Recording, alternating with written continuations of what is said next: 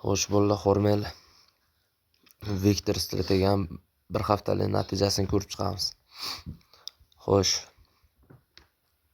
bitta сделка error 1 ga 3 olinyapti. Ikkinchi сделкamiz error 1 ga 5, uchinchimiz error 1 ga 3, to'rtinchimiz error 1 ga 4.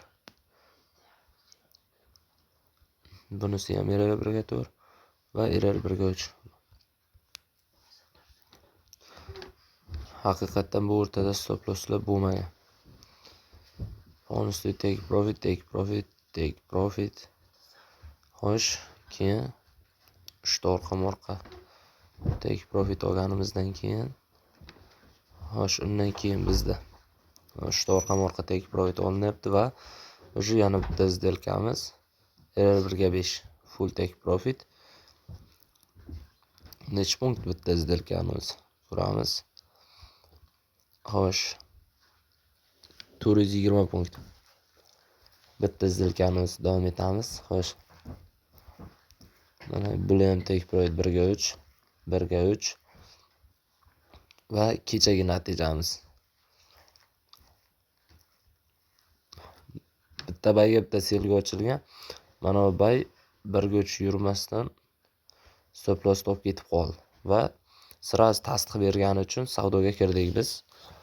Уже sraz orqasidan bitta 5% risk va yana 5% risk minus bo'ldi. Mana bu сделкада, ya'ni mana bu 5% riskimiz esa 1 ga 15% olib chiqdi va 5% minus hisobiga 1 ga 10 plyusda chiqib ketildi kechani o'zida.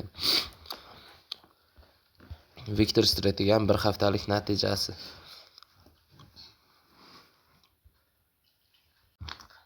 Xo'sh, ko'radigan bo'lsak, mana kechagi сделкamiz tillada 15 ham bayga ham selga ochilgan. Mana bu yerda bayga ochilib, xo'sh, mana bu yerda mana stop loss olib ketdi va o'sha selga olib chiqib 1 ga 10, 1 ga 15 olib chiqib ketildi.